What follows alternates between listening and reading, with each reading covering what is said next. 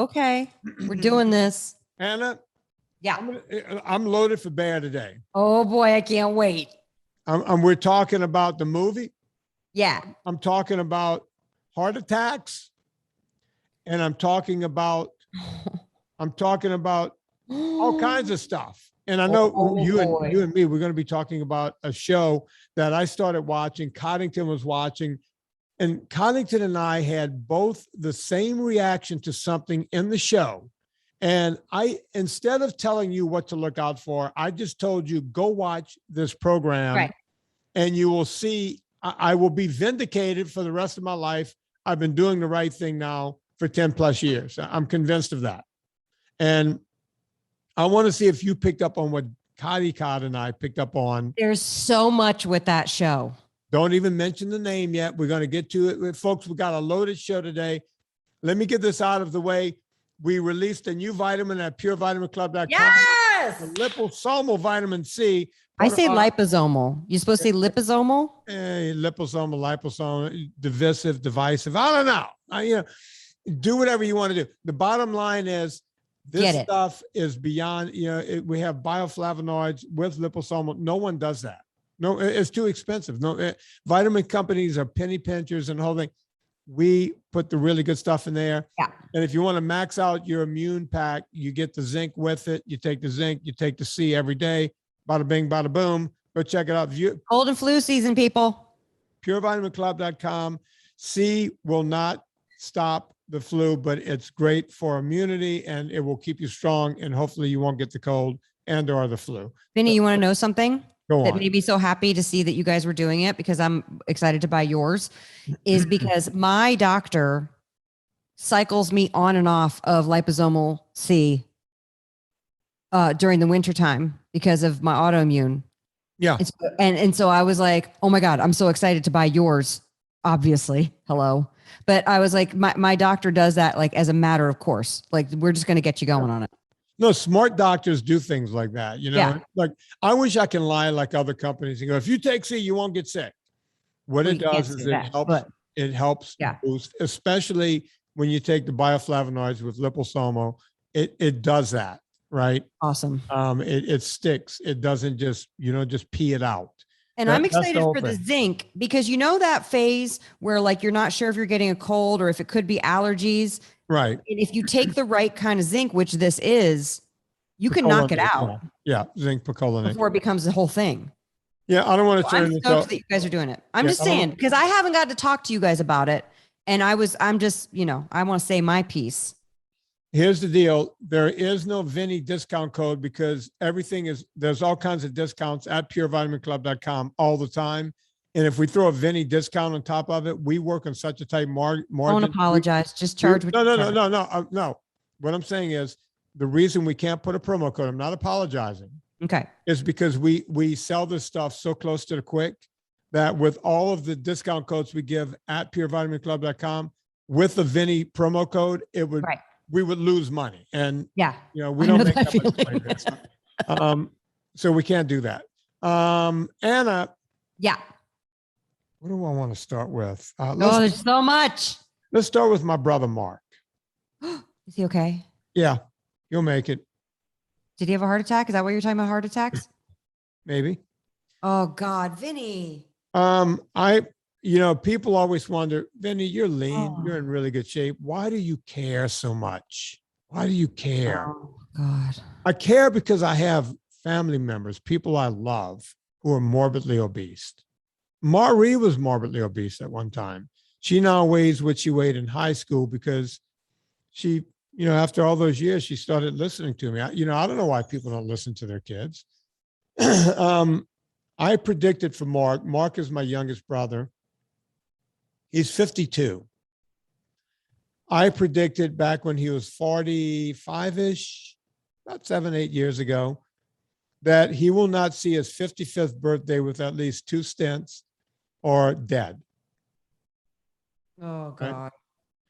So Mark is one of those live hard, carefree. Everyone loves Mark, right? I don't know if Mark has an enemy in the world. Everyone loves him, right? Right. He's the life of the party. You go to Mark's house. Mark's son is done with college and is now living in Arizona. When Mark throws a holiday party, all of my nephew's friends, 20-something-year-olds, still shows up at Mark and Christy's house to have a party because they know the party's always at Mark and Christy's. Right. Mark is in the pool with a cigarette in one hand, is drinking the other hand, and 350 pounds worth. Yeah. Mark has exactly my frame. Matter of fact, a lot of weight on your frame. He was a better athlete than me. He was built like the statue of David in high school. He was a better football player. He was a better basketball. He was just better all the way around.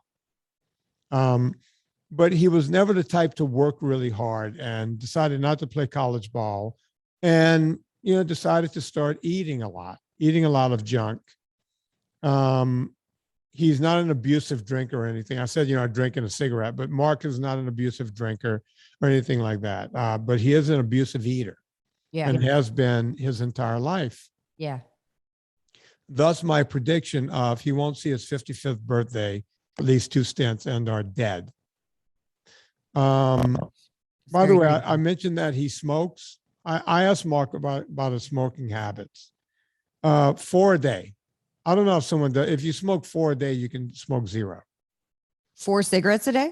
4 cigarettes a day. You're not doing your doubling rule? No, not with. If Mark says 4, he meant 4. Okay.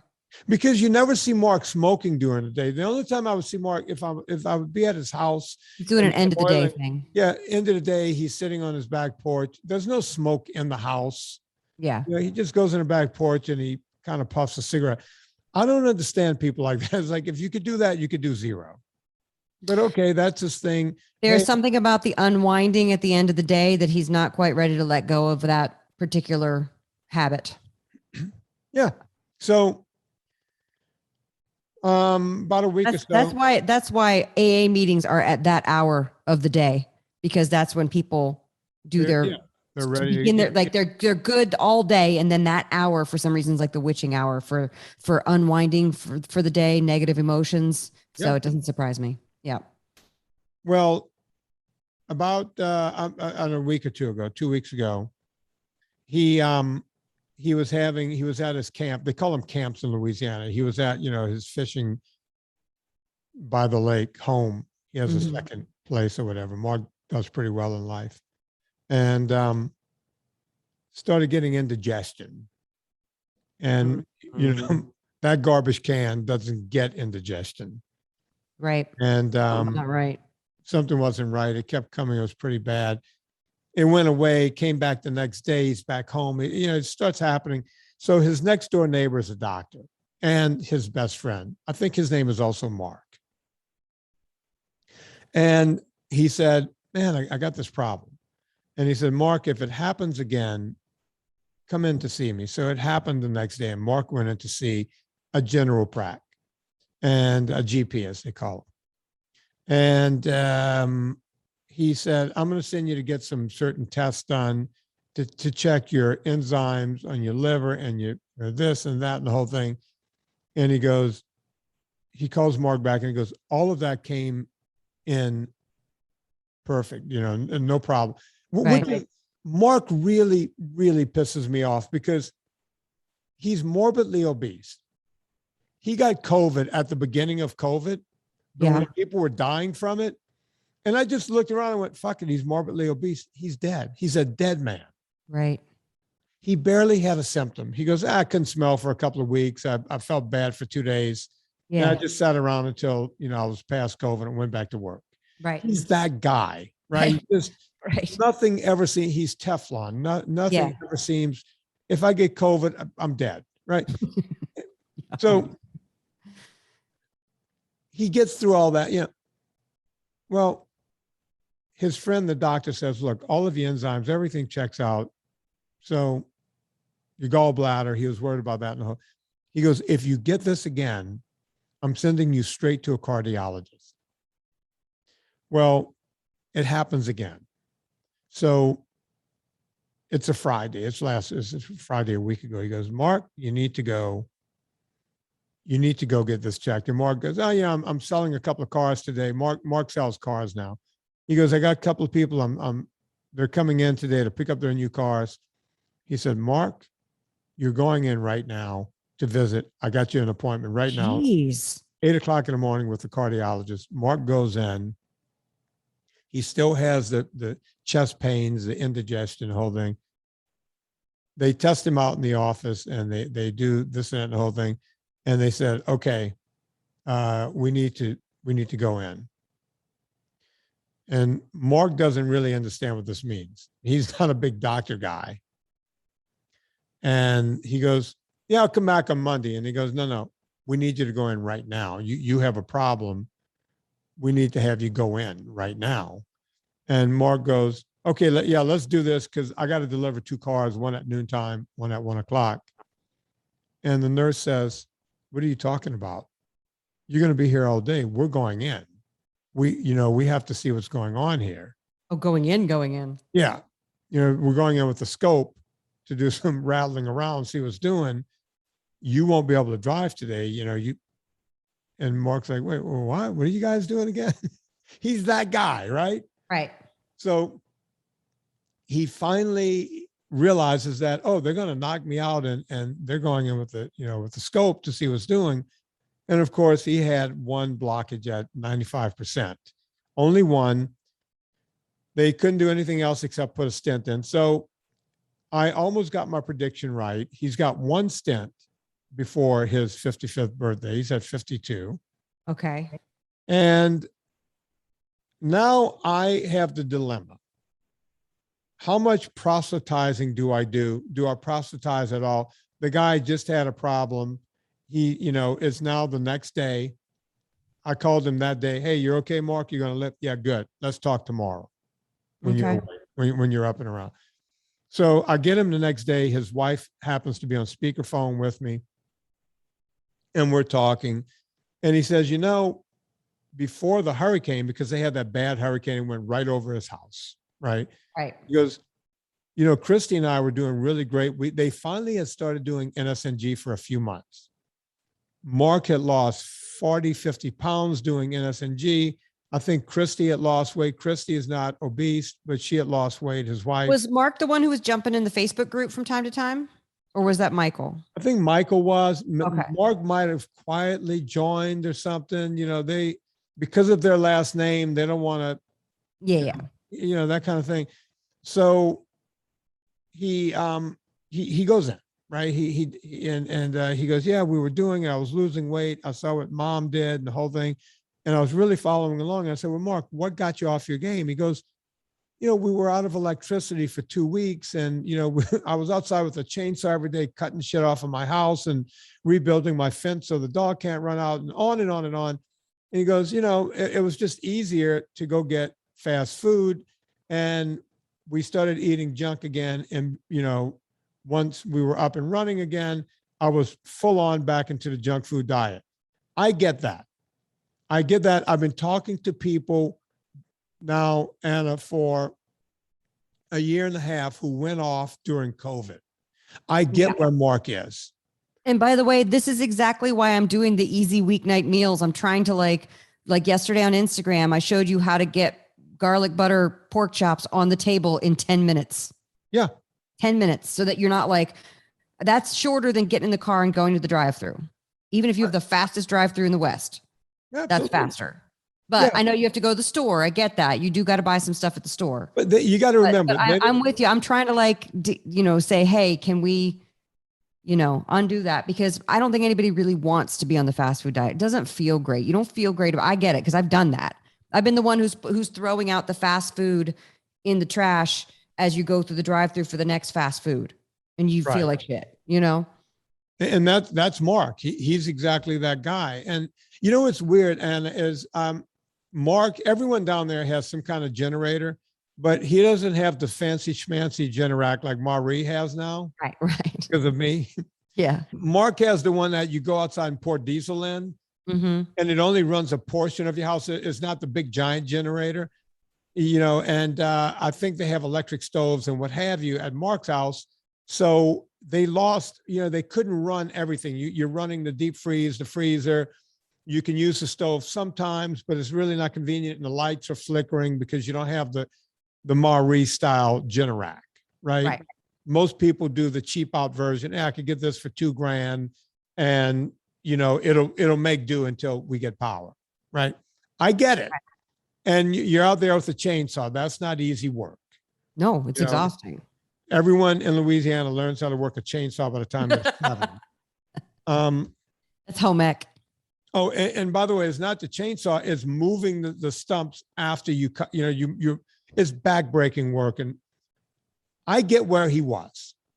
He went off, he never came back on. He went back to work. He started into the junk food diet again. And his A1Cs he told me, he goes, my A1Cs went from like 12 when I was doing NSNG. They went down to like 7.1. They were coming down. And, and he said, I was off of some of my blood pressure. He had done all that in like 3 or 4 or 5 months. I know it doesn't take long, which is so crazy. And he goes, and he was telling me, he goes, I don't know why we didn't back on it, but he and Christy, they enable each other. Husband, wife. Oh, wait, you're eating junk tonight? Pass me some of that junk. And I think they love the grapes. I think they like wine because they always have really nice wines. I happen to notice their wine rack when I'm at his house. Like, oh, Mark's got a bit of class,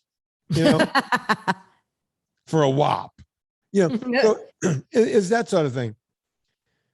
So he started in with me and he goes, yeah, I need to get back on. And I said, Mark, you need to get back on now. Right. And he went to the Saints. Now, he had a heart attack on Friday. He was in the Superdome on Sunday. That's the kind of guy he is. Yeah. Okay. Get back to it. He's back in the Superdome. So I called Frankie, my other brother, and I said, Frankie, I need to know everything he's eating before he walks in the Superdome. And then he goes, well, we're stopping at Deanie's Seafood. Deanie's the fried catfish.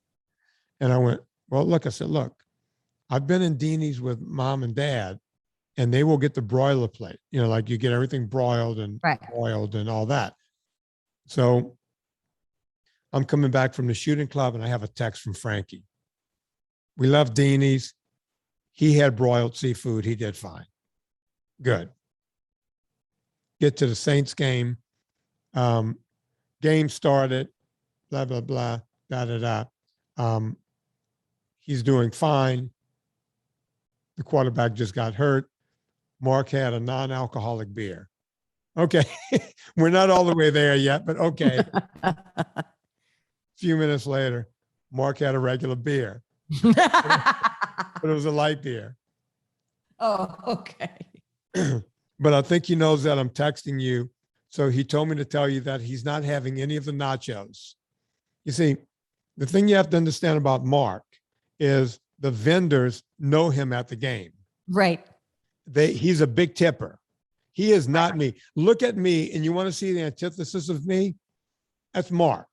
Mark, look, keep the nachos coming. When I want my hamburger and my hot dog, keep it coming. He's dropping money on these. Right. There's 90,000 people in this stand. They know where Mark Tortorich is, right? They know where their bread is buttered. That's just the way it goes. Yeah. So he didn't have any of the junk food. So I'm happy. And I'm okay. Look, he had a couple of beers. It's not what I would have done if I had a heart attack and a stent and everything. But here's where the story gets better. Okay. I mentioned to him, I said, Mark, look, I know you have problems because of his weight, because he was an athlete. He's got knee and ankle problems. And I said, Mark, you need to get some kind of aerobic activity going where your legs are not, where you don't have to worry about running or jumping rope. Mark used to be able to skip a rope the way I do, like the workout scene from a Rocky movie. Right. I said, you don't have to do any of that. He goes, like what? And I said, well, you could get an elliptical, but that might be a little too tough. You could get a rowing machine or a spinner. Right before this podcast, my phone rang and he goes, I'm looking up spinners right now. Tell me which one to get. These people at work are telling me I need what's the one? What's the one? Peloton. A Peloton. Do I need a No. Peloton? I said, Mark, not only do you not need a Peloton, I don't want you following a Peloton teacher. Besides, those things are a couple of grand. I want you to spend somewhere between, 250 and $400. And I said it to him this way. I said, Mark, as you know, I had a professional bicycle contract at one point. I also rode every ultra race I could get into besides the Race Across America. I use a cheap ass Schwinn spinner, and that's good enough for me. I trick it out by putting the saddle that I use on my bike on the spinner, and I trick it out by putting my favorite toe clips. That's the tricks, right? I have that stuff hanging around anyway. I made it my spinner. I even mentioned, I said, Anna Vocino has one. I think she paid about $900. I got the Concept 2 biker and I love it. I told her, I said, you want to spend $800-900? Anna has one of those. And I said, you could get the Concept 2 rowing machine. So you see what I'm going to do, Anna, he doesn't know this. He goes, no, I'm going to start with the spinner. If I learn that he's doing the spinner and he's consistent and he's doing it every day, I'm going to keep the tabs on him. What I'll do for Christmas or maybe around February, March, I'm just going to order a Concept 2 rowing machine and have it sent to his house. Oh, that's nice. See, he'll feel guilty. Wait, I think Vinny spent some bucks on this. Right. And he'll do the thing. And by the way, for the price of one Peloton, you have two things. Oh, yeah. Yeah. Yeah. Concept 2 makes incredible products. And so I'll just send him a rowing machine, because if he gets on it and starts using it and go, oh, wait, I could do this. Because I watch football while I'm doing I watch movies while I'm doing mine. Yeah. And I want to answer one question from a guy from Twitter last night. Okay.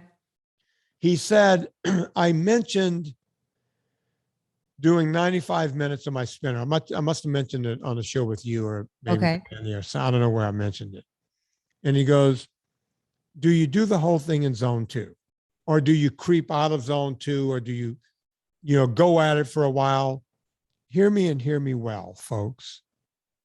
I stay in zone 2 the entire time. I never pull out. As a matter of fact, I was thinking about this the other day.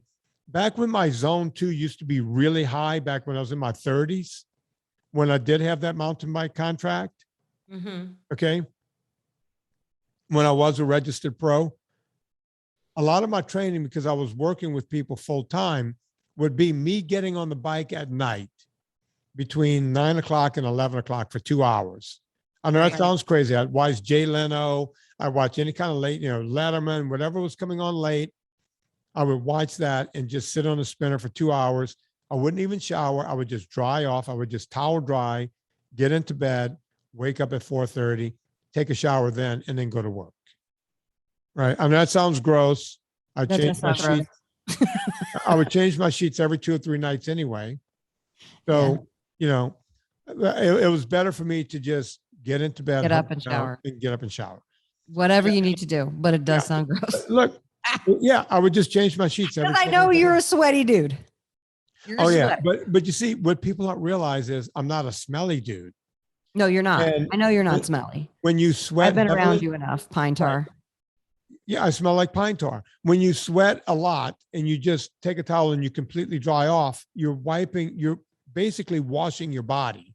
That's how your body cleans. For sure. You're absolutely correct. But I never smell. And it still sounds gross. I know. You're absolutely right. And it still sounds gross. That's all I'm going to say. Okay. So even back then when all right, let's do it. Let's say I was 32. So 32 from 180. That would make it what? I was 155, right? Was probably the top end, 155 to 160, because I was in incredible shape. So my zone 2 was probably around 160 back then. When I would do that bike at night, I wouldn't break out of 135, 140, maybe sometimes I'd look 120. It was just about doing the motion, building up some mitochondria, just working out, getting a good sweat going. Because on the weekends, when I was on a mountain bike in the mountains, there was no way of staying in zone 2 for me. No, you have to go up and down the hills and. Yeah.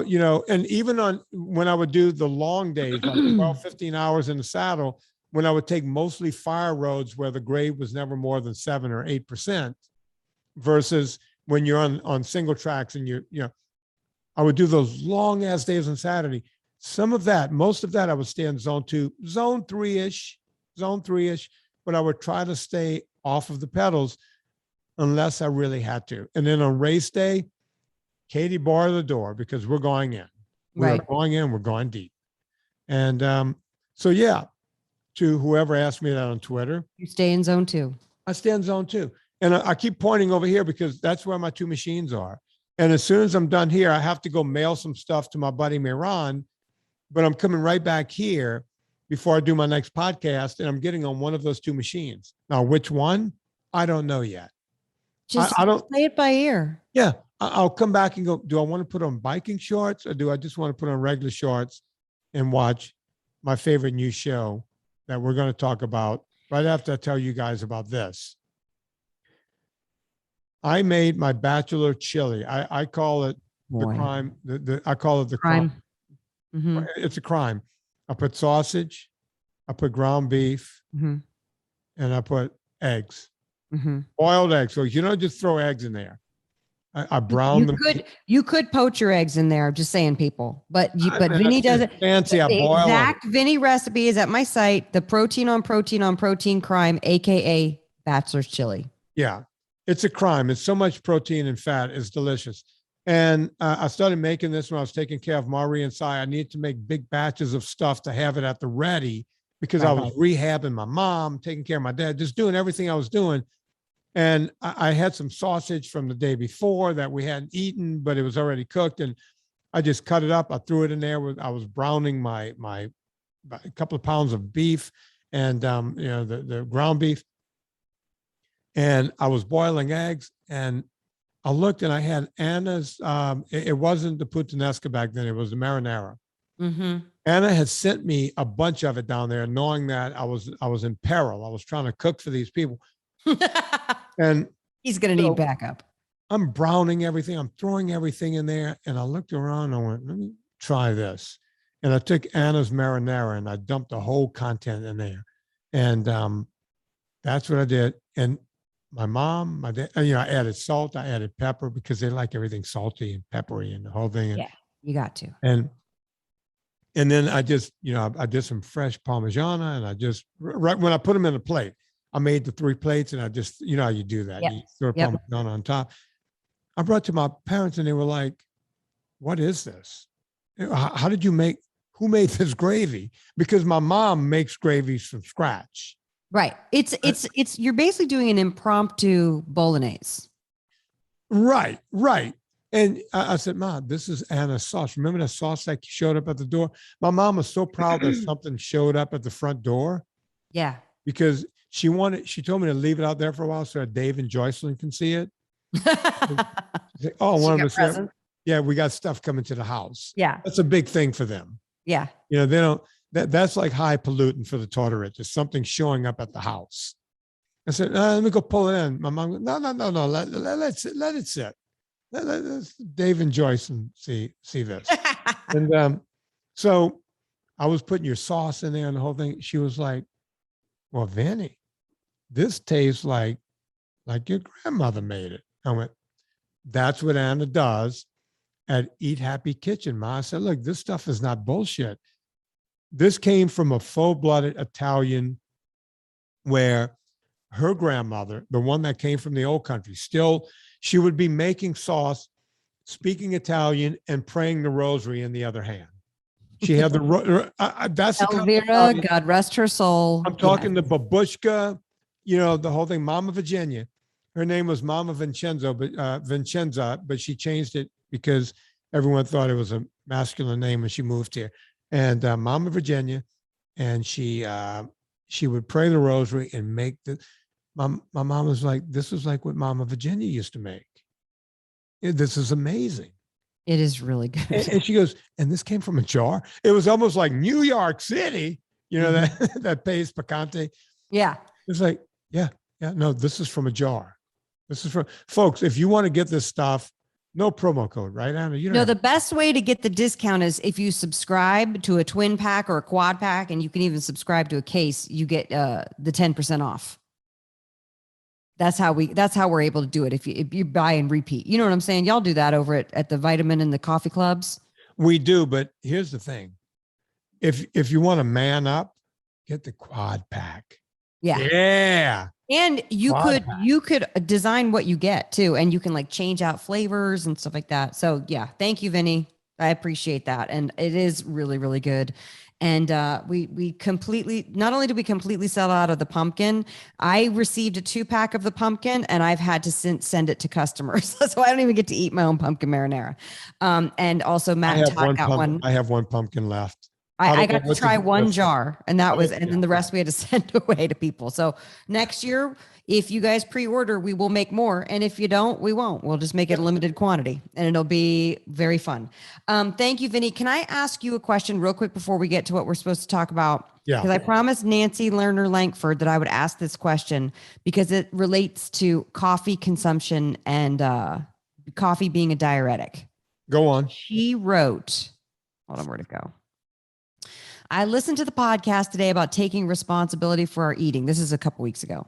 Now, regarding the discussion about coffee and whether it's healthy, I drink approximately a half to sometimes a pot a day, but that wasn't addressed. But what wasn't addressed was coffee's diuretic effect and the flushing of vitamins. That's what I'm curious about. Anyone know? Yeah, that whole flushing of vitamins. There have been campaigns against coffee over the years. And it's kind of like when they said, fat will kill you, and then everyone went keto and fat didn't kill them. They just got thin and healthy. And they just changed the narrative. Well, if you eat cattle, we're going to lose the ozone layer in the next 10 minutes. Yeah, they're trying to figure it out. Oh, by the way, there was an anti-coffee thing going around because the time change that's coming up, which by the time this comes out, we will have set our clocks back. Right. And it was like all these tips for dealing with the time change. I'm like, it's an hour. Settle down. Like, it's like avoid caffeine. I've never understood, the adenosine in coffee and caffeine in coffee is one of the healthiest things you could put in your body. It does not wipe out your B vitamins. It does not wipe out any of your vitamins. Good. Coffee is an antioxidant. I'm drinking, this was filled up to here when I started. And you can tell it's almost empty now. I need to go refill mine. It's almost. I had Athletic Blend this morning, which is my new favorite. This is honey process, and this whole idea that coffee is bad for you. I remember back when I was in high school. Goes visit Dr. Hirsch. He goes, I know you drink coffee. Just watch how much. And I'll say, why? He'll go, well, too much coffee is not good for you. And I'll say, well, is some coffee? Oh yeah, some coffee is fine. Well, how much is bad for you? I was that inquisitive kid. He goes, well, you don't want to have too much. I said, well, how much? And he would say, how much are you drinking? It was like a couple of cups before I leave for school. And when I get back from school, a couple of cups on the weekends. My grandfather makes a pot about mid-afternoon and I go share some of that. And he would ask too much. What's too much? All of that, just some in the morning. And I would say, what's bad about coffee? And he would go, caffeine. And I would go, what's bad about caffeine? He would say, it makes you jittery and nervous. And I would say, Doc, because I was able to, he was our next door neighbor, was our doctor. And I would say, Doc, it doesn't do any of that to me. I've been drinking it since I'm 4. And little 4-year-old Vinny. Got hair in his chest and a cup of coffee in his hand. I wouldn't drink my milk unless it was, if it was white, I would hand it back and go color. There was no color in it. It was white. You need coffee in white. Yeah, I needed coffee in my milk. So they knew in the morning, if they handed me a glass of milk, it better be the color of bayou water. It needed to be, yeah. Yeah, I get that color. It needed to look muddy. I've seen it. And you better not mess around with Nestle's Quick. I want my coffee, right? Lauren and I were talking about how our parents would let us have Nestle's Quick. Like, what? Like, my mom wouldn't let me have sugared cereal, but I was allowed to make Nestle Quick. It made no sense. No sense. We had it in the pantry, Mm-hmm. but it was never a go-to. Yeah. Like we never went, hey, let's make chocolate milk. Ever, like ever. I think I it was would. the same. I think it was the That shit same was problem delicious. there throughout my whole childhood. Yeah. Now, I'm not being hoity-toity here. If we wanted something sweet, it was ice cream, Yeah. and it was a treat, Sure. right? Of course. Oh, ice cream was a major treat. We didn't like Um, have that in the freezer. yeah, there was never any real powdered We did stuff. have Diet Cokes everywhere. We As my didn't, mom yeah, drank Diet Cokes constantly. Don't drink Diet Cokes, you guys. Get off the we Diet didn't have Cokes. any of that. So, getting back to the coffee question, Yeah. coffee is a great antioxidant. It's a great ergogenic in sports. I get it. When people have too much caffeine, they can have a problem sleeping at night. So you might have to cut it off if you have that problem. We went out for dinner last Of night. course. That makes sense. Yeah. We had dinner with Doug and Karen last night. After dinner, I had a double espresso at Yeah. 10:30. Came home, did my tweeting and all that, was in bed by 11:30 and done. Yeah. I So, had a espresso at 4:30 and Lauren's like, that's too late. You're going to be up. And I wasn't. I was just fine. But, again, I've told this story a few months back and I'll tell it again. When I was 18 and going into the gynecologist and, they're check, is everything all right with your cycles and everything? Yeah, it seems fine, except for my boobs hurt so bad the week before my period. And they're like, do you drink coffee? And I was like, yeah, because I'd started drinking coffee in college. That's when I never had coffee until college. And I was like, yeah. And then they were like, you have to stop drinking it. Caffeine will hurt your boobs and give you cysts in your boobs. they've told that for years and years. No truth. And being somebody who's had cysts and lumps over the years, I go, oh no. So begrudgingly, I stopped coffee. And guess what, you guys? Not true. Didn't stop the boob pain. The only thing that has stopped that sort of pain and PMS and hormonal imbalance was going NSNG. Yeah. And now I don't have the boob pain. Yeah.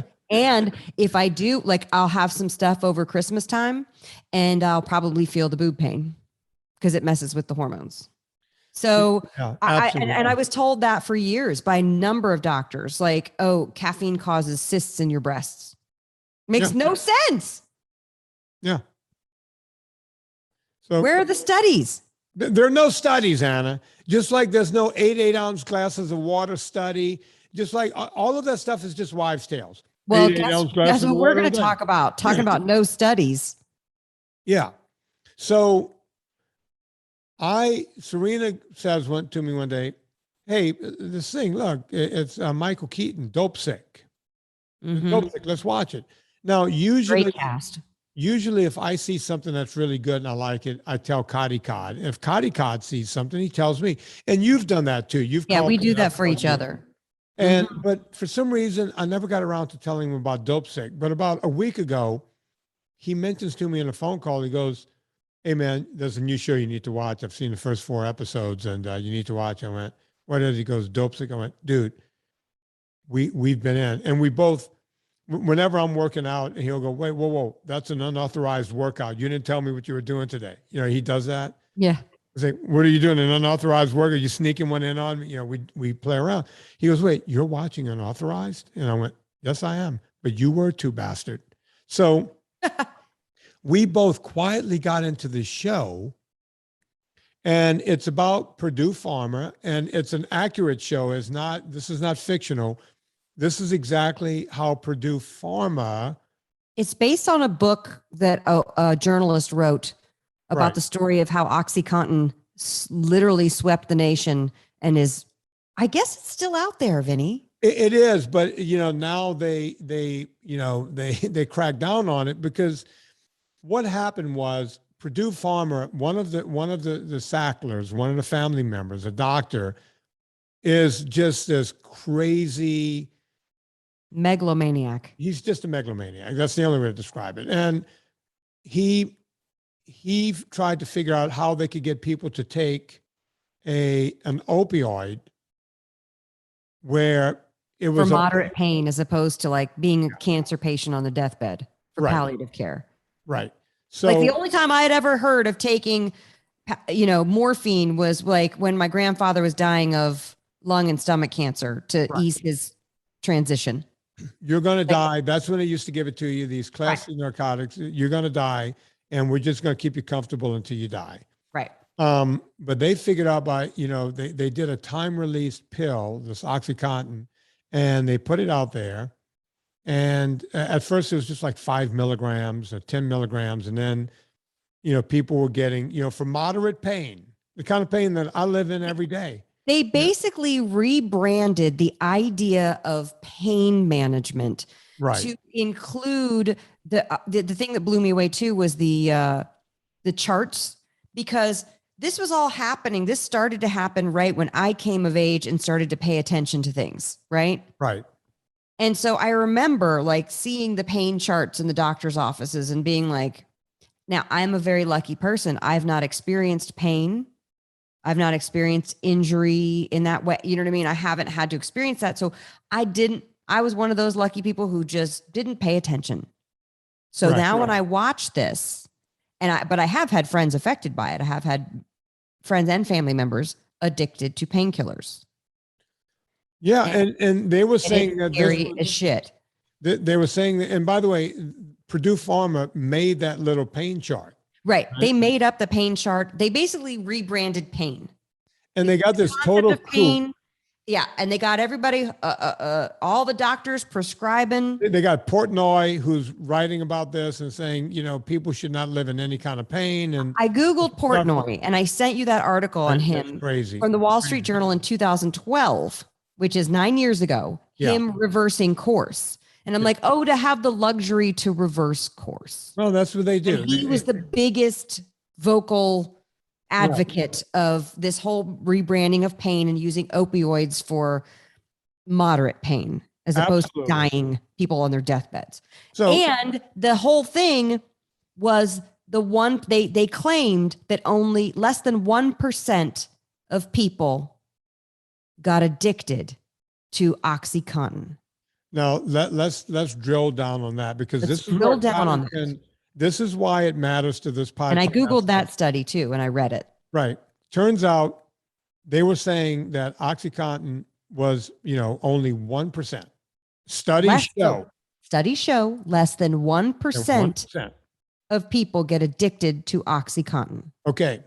When these guys, these whistleblowers, these FDA guys, started looking into it, it wasn't FDA guys. It was attorneys. The people. It was attorneys. Federal attorneys in the Southwest Division of Virginia, because the FDA, Lord knows, approved it. Well, no, the FDA allows these drug companies to basically, watch themselves, right?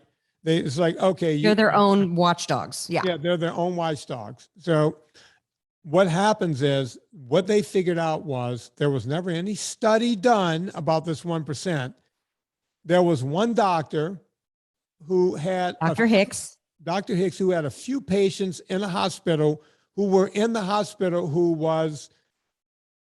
they were controlling the dose of opioids that a few patients were getting. And he said that when you have them in a controlled environment, you can keep addiction at 1%. It was never a study. Right. It was something he writ. He had written. It was a 5-sentence long paragraph saying that he had observed this. And apparently this doctor is horrified by the whole thing, and he should be. He had no idea that they were using his thing as a study. Claiming it was a study. And this doctor apparently is just the kind of guy who would, when he would have those kinds of observations, he would write to the New England Journal of Medicine and they would print it in their thing as like, here's an observation, but they never printed it as a study. And this is the early 80s that they found this 5-sentence long text, extrapolated it, changed what it was, called it a study, and based everything on that. There were no studies. So the FDA approving this language, which by the way, we haven't gotten to, there's still more episodes to come out. Who's this Curtis guy? who approved the language and then went 2 years later to work for Purdue Pharma. And you just wonder what sort of backroom conversation was happening. Like, hey, bro, you approved this language, and then in a little while, when it's right, when it's timely and acceptable, we're going to hire you over here and pay you a shit ton of money. And apparently that's common.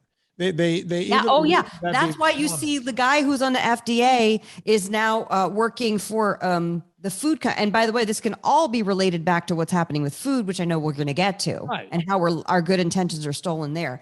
But the fact of the matter is, it's completely addictive. It's an opioid. How is that a mystery? People have been addicted to opioids since the dawn of time, since they figured out how to make heroin out of poppies. Yeah. People have been addicted to opioids. Like it's so scary that this guy, and by the way, it wasn't even an article in the New England Journal of Medicine. It was like in the comments. It was like an editorial. Like, yeah, it was like an op-ed that, that he just put in there, and he had no idea that this was going on. His thing became a study, and, then all this bullshit of the breakthrough pain. So folks, whenever people come at me and go, hey man, online every day, hey man, Harvard study, University of Minnesota. Oh, well, the Harvard study, we know, remember they squashed the results of the sugar studies back in the 60s and 70s. Yeah. So screw Harvard. Exactly. So as a matter of fact, if you listen to this Friday's show that's coming up in just a few days from this podcast, I have Dr. Siwas on, and we're both love that guy. We're both yelling into the mic. We're yelling over each other about what's going on. He just became my new best friend. I love Dr. Siwas. Please tune in on Friday if you guys want to hear a podcast of two old angry men, because he's mad at the system, you bunch of hippies. This guy's dealing with 300-pound babies now. Babies. Horrible. It's crazy what's going on, because Harvard says it's okay. And we have people like McDougall, who I tried to get in my movie, who said that eating sugar can lower the rate of diabetes. I have that in my second movie. And by the way, if you think that people are going to learn new facts and amend their claims and statements, you are wrong, because what Purdue Pharma did was, when they were starting to get the data back that people were getting addicted and dying, crime was up, all the things, people were washing off the time release and snorting it and dealing it on the streets, and everything was exploding. And it still is, by the way. This is still a very big problem. And you think that it's just some like, oh, well, it's just poor people, we don't have to worry about that. It's poor people. No, it's everybody. And by the way, stop saying don't worry about poor people. You should worry about poor people. Like, it's bad. And it will affect everybody on every socioeconomic level. They doubled down and hired another doctor who, what did he say, Vinny? He said they need more. They went from 20 milligrams to 40 to 80 to 160. Yeah. Milligrams in one pill. Yeah. And doctors were getting hooked on this stuff. Everyone was getting hooked on this. This is exactly what's going on. This is exactly what we talk about. If you think we're making up stuff, please, what is it on? What are we watching? It's on Hulu. And it's worth every penny to subscribe to Hulu to watch the show. Go check it out. Go check it out. But I'm going to say this too. If you think, because we all have seen or heard, you've seen movies or you've heard horror stories of people coming off of heroin, right? And Dr. Drew does a lot of this kind of work, getting people off of stuff, right? You hear horror stories of how the body has to detox and how horrible of an experience that it is, right? Right. Why do you think that another opioid wouldn't cause the same horrible withdrawal symptoms? It's all the same. It's all the same drug. And so just think long and hard before your doctor's trying to prescribe you something, if there's something else that you can do to reduce any sort of influence. And you're not going to get rid of all your pain. Vinny, you do NSNG and not all of your pain is gone. No, but I tell you what, there's no way to live pain free. Sugars and grains, it will flare it up worse. I can tell you, I've told the story of that night. I had seed oils in Ohio, and I had to get out of bed I told that story on the Corolla show last time. I got out of bed like 3 a.m. and went down to the treadmill just to move around because I was writhing in pain. Yeah. And by the way, you're good friends with Dr. Drew. I'm never around Drew privately where the third word out of his mouth is not opioid. Yeah. I can say, Oh, I know. Drew, I've I had gone an over to his erection last house night. on a Opioid, Sunday. opioid, opioid, Yeah, opioid. I've gone over to his house on a Sunday, and he is on the phone with people in his network trying to get people help and off these prescription medications. I don't think people realize how hard that guy works behind the scenes. Yeah, he does a lot. He's constantly going. So I love Drew, but it was for me, watching the show has been very eye-opening, but also like, because Vinny and I have this in common where we cannot abide an injustice. And we know that the Food and Drug Administration has been approving stuff that's not good for the American public for years. And what I'm going through to be able to say no sugar added on 2 of my spice mixes when there's no sugar added. And they're like, oh, well, you can't say that because of this, that, and the other thing. And I'm like, what? And I have to put not a low calorie food on the taco seasoning. And I'm like, yeah, it's not about that, but okay, I'll jump through that hoop. Or just like weird labeling requirements that I'm sure came from a good place of trying to keep companies from lying, but then other companies find out all these loopholes, and I'm not trying to do loopholes. And I'm like, well, don't come after me, come after these big whales who are like knowingly lying, and everybody looks the other way. Yeah. Anyway, we want to talk about the movie. Yeah, I want to talk about the movie. Great. Up until now, I'm excited because have you said the name yet? No, I have not. Up until now, we've been calling it Fat 3 on the internet and everywhere else. But it's not. I know what it is. All right. I've known for so long, and it's so hard for me to keep quiet. It's been really hard because I'm so excited.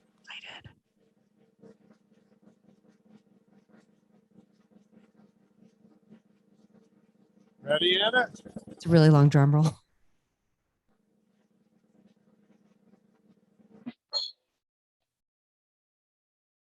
Beyond impossible. Hey, where's the applause one? Oh, no, that's nope. Yeah. Beyond impossible. This is the one you were looking for.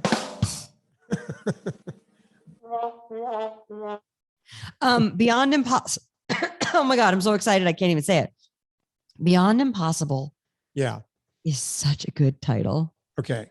And I've been like, I hope he gets this out soon because it's such a good title. Someone's going to fucking take it. Right. Beyond Impossible. It's all sealed up now. I can say the name.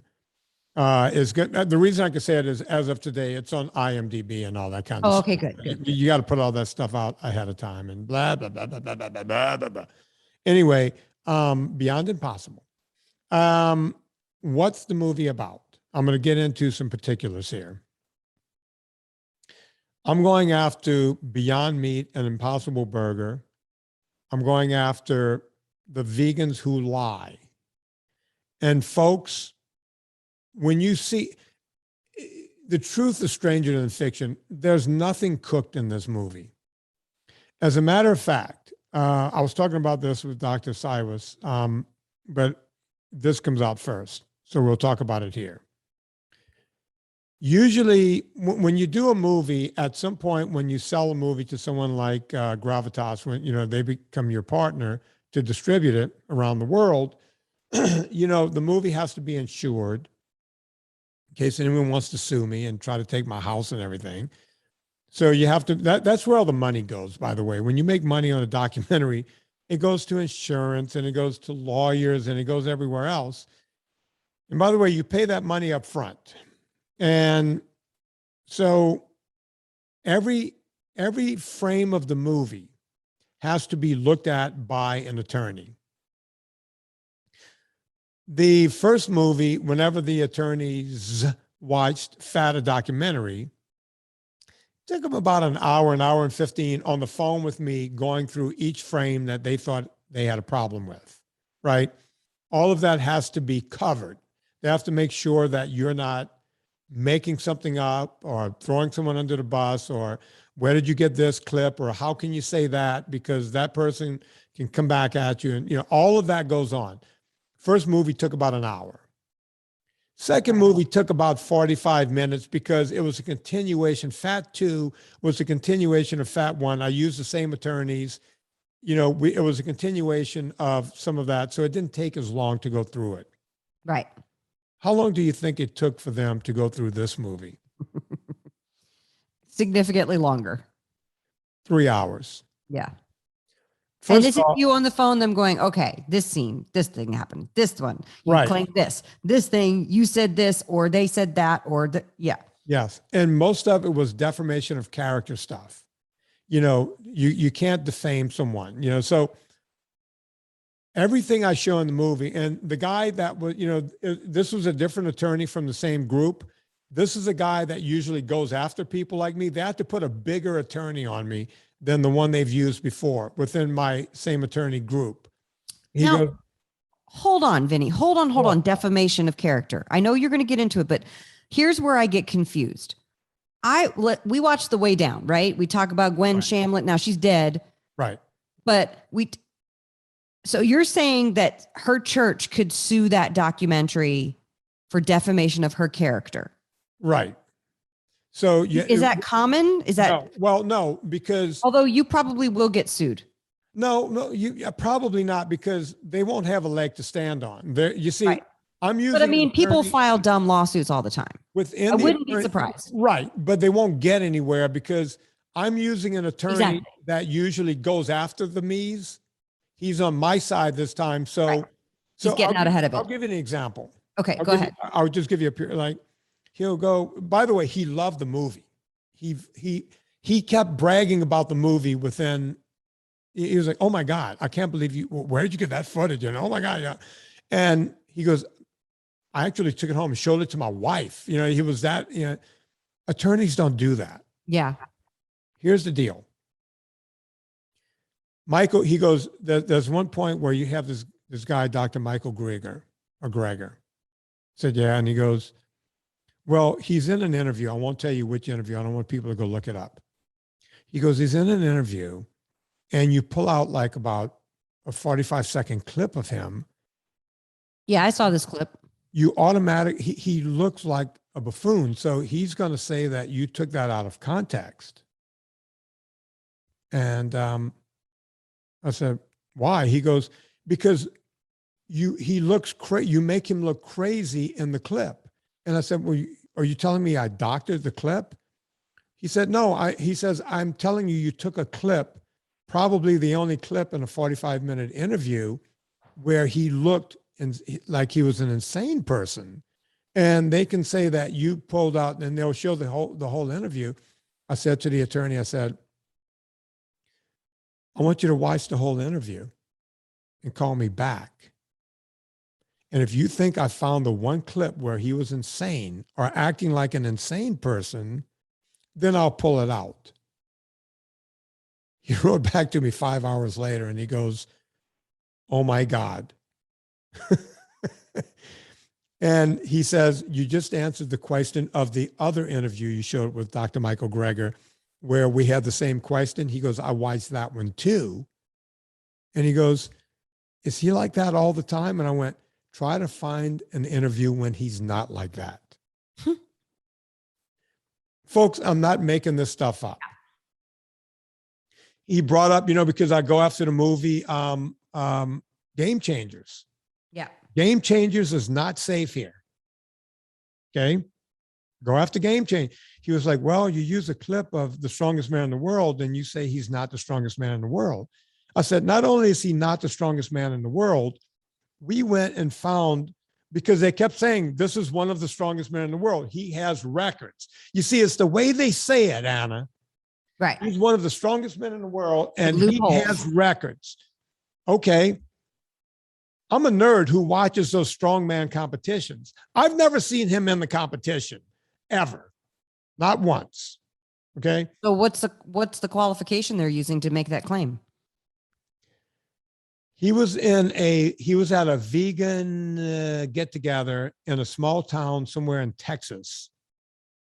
It was like a vegan weekend. And amongst other vegans, they had a vegan strongman competition.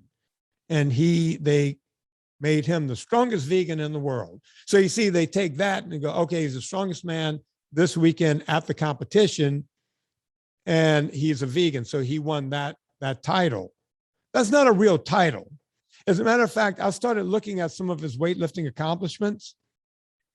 He couldn't, if you took the strongest kids in powerlifting in high school in this country today, he couldn't win that competition, much less the strongest man in the world competition. Do you see what I'm saying? And I did that with a few athletes. I didn't go through the whole movie. Right. But I talked about James Cameron, and James Cameron's on screen. He can sue me. But what we're telling about James Cameron is the truth. What we're saying about Arnold Schwarzenegger is the truth. I'm telling the truth about all of these people in this movie.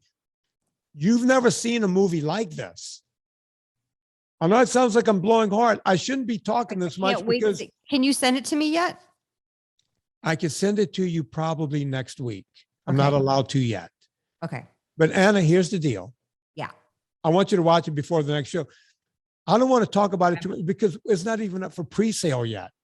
I'm blowing hard here. Don't talk about it too much, but I do want to watch it. And also next week, I thought I was going to do it this week. Next week, I'm going to set up in the kitchen again because it's been too long since I've done that. And I'll make a Thanksgiving side dish and we can talk about Thanksgiving stuff and the movie.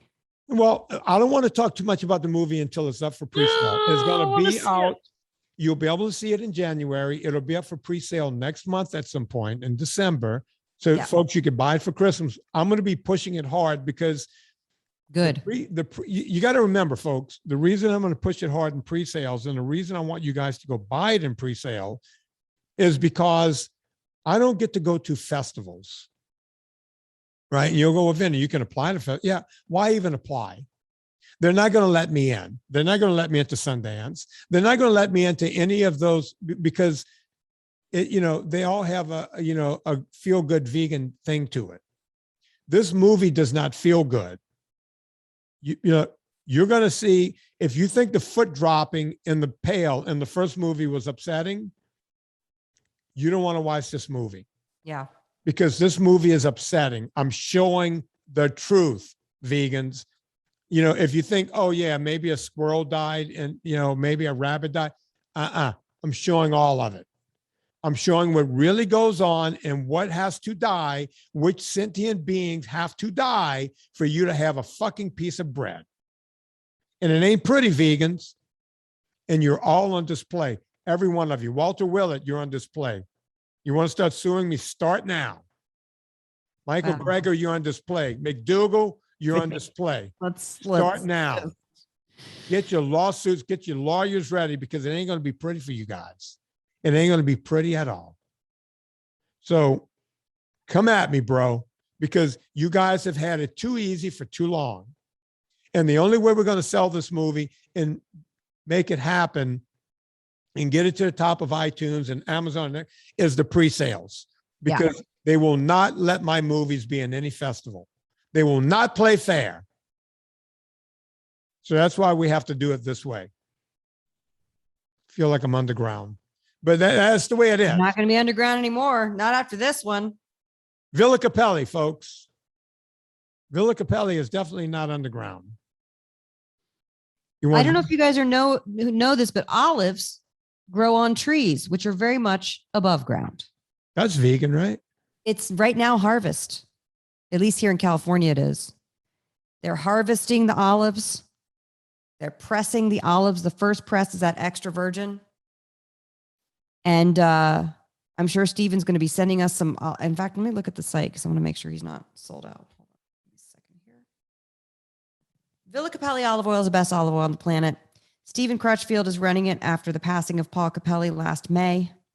Oh, good. The 3-liter tins are in. The 750 milliliter bottles are in. The KTM is in. The little travel bottles are in. Garlic oil in. Get it. Buy it. Let's see what spices are in. The spices and the salts. By the way, their sea salt is amazing. Their Italian herb sea salt is amazing. The garlic powder and the rosemary powder. Oh, I've used the grilling salt too. It's fantastic. Every product that they put out is amazing. I decant the garlic powder from their pouch into like the store-bought garlic powder thing. And the difference is when you open the store-bought and you smell it, yeah, okay, it smells like garlic powder. You open the Villa Cappelli, you're like, it feels like it punched you in the nose with garlic. It's awesome. So get Villa Cappelli olive oil, the best olive oil on the planet. You're going to eat it every single day. You're going to want to get the 10% off your order, though. So use the discount code Vinnie, Vinnie. You'll get 10% off your order. Vinnie, Vinnie. Not with a whippy Y. Every single time. Every single time. Every single time. What are you doing over there? You're writing something. Andy's looking for me. You have to stay on for a second because Lauren wants to talk to you for a sec. I told him to get that engine redone. Don't put a crate engine in that car. Although it would be easier. Anyway, We're folks, done. We did it. If Lauren has to go out and redo an engine in the CJ7, Anna's got to sell some sauce. That's just the way it goes. That's true. Please go to Eat Happy Kitchen. Check out everything going on there. They have more sauce than you can shake a stick at. For now. For now. So get it before. I found out my manufacturer can't make more sauce for the holidays. So whatever we have on hand is what we have for gifts. So get it. Get it now. I better put my order in too. I need to make some more bachelor chili. We have a couple hundred jars of marinara left and about 400 each of puttanesca and pink crema. That's it. I need the crema. I need the pink sauce. So go check out everything at Eat Happy Kitchen. Also, Eat Happy cookbooks. I have them stacked up, ready to rock and roll. I have 10 of each because perfect example. Our friend Doug and Karen are here right now for the Christmas holidays. Right. Well, they're here visiting. We won't see them at Christmas. Right. So you can send them home with a present. Oh, wait, hang on. So Doug, here, Anna, I'm going to show you what Doug gave me when he came to the house. Can I go get it? All right. Yeah. Well, I said, in case you guys think I'm making this up.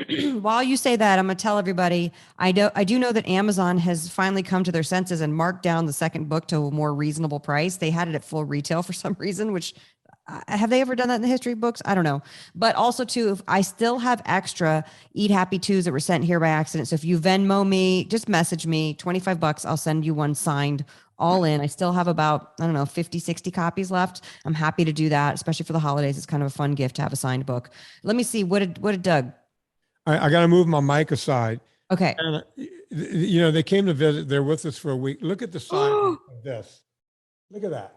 That's not a regular size of scotch. That's like a handle. That's 175 milliliters of Macallan 12. Whoa. It could take me 2 nights to get through this, my scotch, Anna. 2 whole nights. They came with that and the whole thing, and they're here. But it's getting close to the holidays. Guess what? I know they have Eat Happy, the first book. I also know they don't have Eat Happy 2. I'm going to bundle one of those up, put a bow on it. I'm not going to do it. Serena's going to do it. Yeah. And I'm going to hand you. I don't feel like we do the gift wrapping in the families. They're staying with us. They gave us a little, hey, we're staying with you. Here's a little something. But I feel weird. They're going home. It's Christmas holiday. I won't see them before Christmas. I stay in their house when I'm in LA. Boom. Eat Happy 2. That's what I'm giving them. If you think I'm making that up, folks, you're seeing why right here. It's always good to have those books hanging around because they're perfect anytime gifts. So go check out Eat Happy Cookbook, Eat Happy Cookbook 2. You know what to do. We all go shopping on Amazon.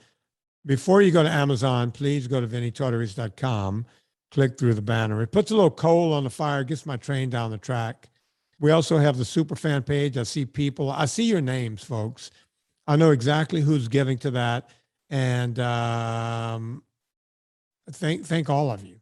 Thank God. I was just looking at them right before I started the podcast because it does. It means a ton. Thank you, everybody. Yeah. So thank you guys for doing that.